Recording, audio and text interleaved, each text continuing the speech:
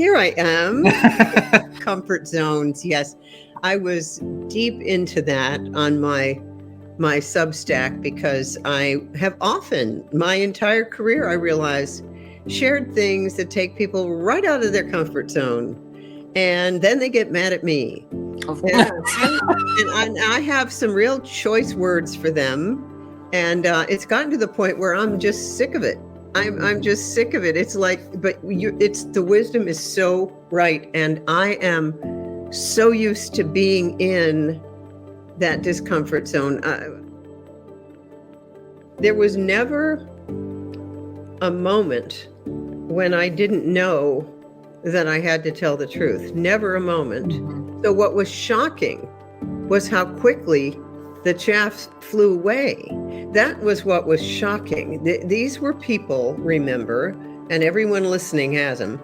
These were people who had never vaccinated their kids. It was all organic food. Waldorf schools. Yeah, I just met a man at a conference who raised $300 million for Waldorf schools and wrote all the textbooks. And he said the same thing, as the schools were completely infiltrated. And I think that's what was shocking. So you realize who really meant it down to the bone marrow and who was just paying lip service. I mean, when I took the Hippocratic Oath, I don't actually think they have to take it anymore. I think their oath is to this: equity, diversity, and inclusion, which is just communism and is bull. So that the new medical students, I'm telling you, we cannot afford to get sick anymore.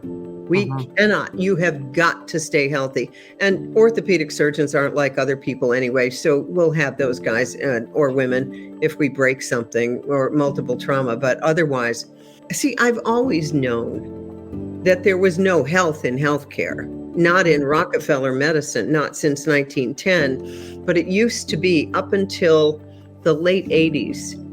As a doctor, you had some autonomy. You could always prescribe off-label drugs. And then suddenly you can't prescribe ivermectin or hydroxychloroquine, but you could always prescribe those things. And the insanity happened.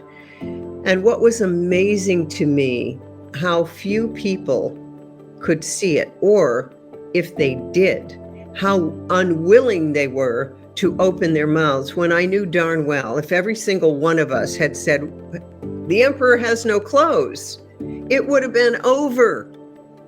But that's how brainwashed people have become. And it's been a slow, steady, infiltrative process. So now, of course, it will take an emergency to get people's attention.